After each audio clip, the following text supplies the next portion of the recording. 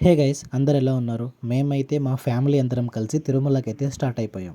ముందుగా అలిపిరికి వెళ్ళి మా లగేజ్ని తీసుకొని ఫ్రీ లగేజ్ కౌంటర్లో పెట్టేసి అక్కడి నుంచి కొబ్బరికాయ తీసుకొని కొబ్బరికాయ కొట్టి మా జర్నీని అయితే స్టార్ట్ చేసాం. మేము వెళ్ళే టైంకి జనాలు అయితే చాలా ఎక్కువ మంది ఉన్నారు. మాకైతే కొబ్బరికాయ కొట్టడానికి చాలా టైం పట్టింది. ఇంకోటి హెల్ప్ అయిన పాయింట్ ఏంటంటే అక్కడ క్లైమేట్ చాలా కూల్గా ఉండడం.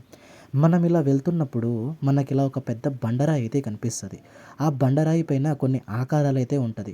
అక్కడ కనిపించిన ఆకారాల్లో మన మోకాళ్ళు గనక పెట్టినట్లయితే మన మోకాలు నొప్పులు తగ్గుతాయని అక్కడ ఉన్న వాళ్ళు చెప్తుంటారు. మేము కూడా ఇలా ట్రై చేసాం. మీరు ఎప్పుడైనా ట్రై చేసింటే కింద కమెంట్లలో అయితే చెప్పండి.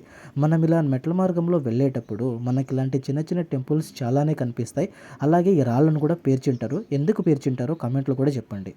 అలాగే మన ఫ్యామిలీతో కలిసి మనం ఒక్కొక్క మెట్టు ఎక్కుతూ స్వామివారి గురించి వాళ్ళు చెప్పే ఆ స్టోరీలన్నీ వింటూ, అలాగే దారిన పోయే కొన్ని జంతువులందరికీ హాయ్ చెప్పి ఒక్కొక్క మెట్టు ఇట్లా మనం ఫ్యామిలీతో వెళ్తుంటే ఆ ఫీల్ అయితే చాలా బాగుంటుంది. సరే, మనం వెళ్తున్న టైంలో ఇలా పెద్ద ఆంజనేయ స్వామి టెంపుల్ అయితే కనిపిస్తుంది. అప్పటికే మన ఎనర్జీ అంతా పోయింటుంది. ఆ టెంపుల్ని చూసిన వెంటనే మనకు కొత్త ఎనర్జీ అయితే వస్తుంది.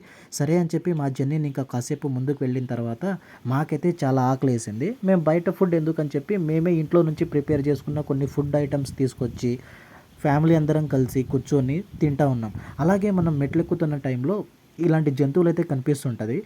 అలాగే ఈ అడవి జంతువులతో కొంచెం సేఫ్గా ఉండండి. వాటి దగ్గరికి వెళ్ళి ఫుడ్ ఇవ్వడం అలాంటివి ట్రై చేయకండి. ఎందుకంటే అవి ఎప్పుడు ఎలా రియాక్ట్ అవుతాయో మనకు తెలియదు. ఫైనల్గా మోకాలి పర్వతాన్ని మెట్టుకైతే అక్కడ మనం చేరుకున్నాం. ఈ మోకాలి పర్వతం అని ఎందుకు పిలుస్తారంటే ఈ ప్రాంతం నుంచి కొండ చాలా నిటారుగా ఉంటుంది. ఆ కాలంలో భక్తులు మోకాల మీద ఎక్కేవాళ్ళని చెప్తుంటారు. మేము కూడా మోకాల మీద ఎక్కినాం. ఫైనల్గా మేమైతే తిరుమలకి చేరుకున్నాం. తిరుమలకి చేరుకున్న టైంకి మా బాడీలో ఎనర్జీ అంతా అయిపోయి మేమైతే చాలా టైర్డ్ అయిపోయినాం. మా దగ్గర చాలా లగేజ్ ఉంది.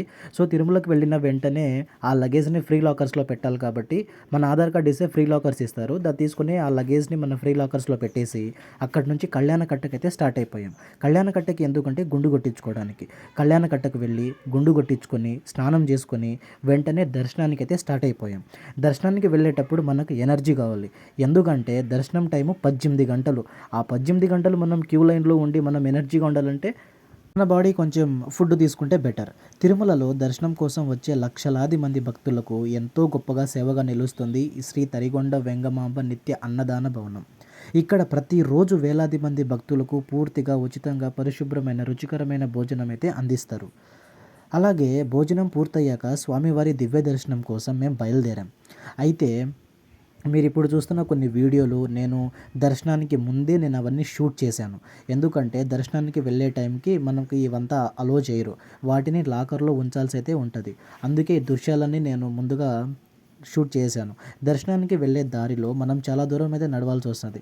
కానీ ఆ ప్రయాణం అయితే అస్సలు బోరు కొట్టదు. ఎందుకంటే ప్రతి అడుగులోనూ ఆ తిరుమల వైభవం మన కళ్ళ ముందు కనిపిస్తూనే ఉంటుంది. చూడండి, అద్భుతమైన గోపురాలు, శిల్పాలు, ఆలయ నిర్మాణాలు ఎన్నో వందల సంవత్సరాల క్రితం ఆధునిక యంత్రాలు లేకుండానే వీటిని ఎలా నిర్మించారు అనుకుంటే మనకు నిజంగా ఆశ్చర్యం అయితే కలుగుతుంది. ప్రతి రాతిపై చెక్కిన శిల్పం, ప్రతి గోపురం మన భారతీయ కళా వైభవానికి, మన పూర్వీకుల అద్భుతమైన ప్రతిభకు ఒక గొప్ప నిదర్శనం. ఈ ఆలయ అందాన్ని ఎంతసేపు చూసినా మనకైతే తనివి తీరదు. ఫైనల్గా మాకైతే దర్శనం అయిపోయింది ఎర్లీ మార్నింగ్ 4 o'clockకి. వెంటనే ఇంకా బయటికి వచ్చేసి షాపింగ్ చేయాల్సినవన్నీ షాపింగ్ చేసేసుకొని వెంటనే బాలాజీ బస్ స్టాండ్కి వెళ్ళిపోయి తిరుపతికి అయితే బస్ ఎక్కేసాము. అది కాకుండా ఎర్లీ మార్నింగ్ కాబట్టి ఆ ఘాట్ రోడ్లో ఆ అందాలు, ఇంకొకటి ఆ మంచు మాకైతే చాలా బాగా అనిపించింది. ఫైనల్గా మేమైతే స్వామివారి దర్శనం పూర్తి చేసుకుని ఇంటికైతే చేరుకున్నాం. ఇంటికి చేరుకున్న తర్వాత కాసేపు రెస్ట్ తీసుకొని సాయంత్రం అయ్యాక మా ఇంట్లో తరతరాలుగా వస్తున్న ఒక చిన్న ఆచారాన్ని అయితే నేను మీకు ఇప్పుడు చూపిస్తాను. తిరుమల నుంచి తీసుకొచ్చిన బొరుగులు, ఆ శనగపప్పు, అలాగే ఆ చక్కెర, చిన్న చిన్న కొబ్బరి ముక్కలు, అలాగే ఆ స్వామివారి ప్రసాదమైన లడ్డూను అన్నిటినీ సిద్ధం చేసుకొని ముందుగా ఒక చిన్న తట్టయితే తీసుకుంటాం. ఆ తట్టలో ఇవంతా వేసి బాగా కలుపుతాం. ఆ తర్వాత చిన్న చిన్న తట్టలు తీసుకొని వీటినంతా వేసి ఆ దాంట్లో లడ్డూను కూడా మేము పెడతాం. ఆ తర్వాత మా ఊర్లోని బంధువులకి, పొరుగు వారికి, స్నేహితులకి ఈ తిరుమల ప్రసాదాన్ని పంచుతాం. స్వామివారి ఆశీర్వాదం అందరికీ చేరాలని, ప్రతి ఇంట్లో సుఖ సంతోషాలు నిండాలని మనసారా కోరుకుంటూ ఈ సాంప్రదాయాన్ని అయితే మేము కొనసాగిస్తుంటాం. నిజం చెప్పాలంటే తిరుమల యాత్రలో దర్శనం ఎంత ఆనందం ఇస్తుందో స్వామివారి ప్రసాదం అందరితో పంచుకోవడం కూడా మాకంతే హ్యాపీనెస్‌ని, తృప్తినైతే ఇస్తది. అలాగే మా ఊర్లో ఆడవారికి ప్రసాదంతో పాటు గాజులు కూడా పెట్టి పంచుతాం. ఇది మా కుటుంబంలో ఎన్నో సంవత్సరాలుగా వస్తున్న ఒక అందమైన సాంప్రదాయం.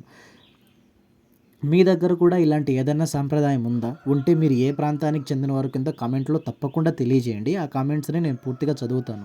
ఈ వీడియో చూస్తున్న ప్రతి ఒక్కరిపై శ్రీ వెంకటేశ్వర స్వామి అపారమైన కరుణ, ఆశీర్వాదం ఎల్లప్పుడూ ఉండాలని, మీ జీవితంలో ఆనందం, ఆరోగ్యం, ఐశ్వర్యం నిండాలని, మీ కలలు కనే ప్రతి మంచి కోరిక నెరవేరాలని ఆ స్వామివారిని నేను మనస్ఫూర్తిగా కోరుకుంటున్నాను. ఈ వీడియో గనక మీకు నచ్చినట్లయితే లైక్ చేయండి. మీ కుటుంబ సభ్యులకి, మీ ఫ్రెండ్స్‌కి తప్పకుండా షేర్ చేయండి. అలాగే నా ఛానల్‌ని సబ్స్క్రైబ్ చేసుకోండి. అలాగే ఫైనల్‌గా గోవిందా అని కామెంట్‌లో అయితే రాయండి. ఓకే అండి. బాయ్.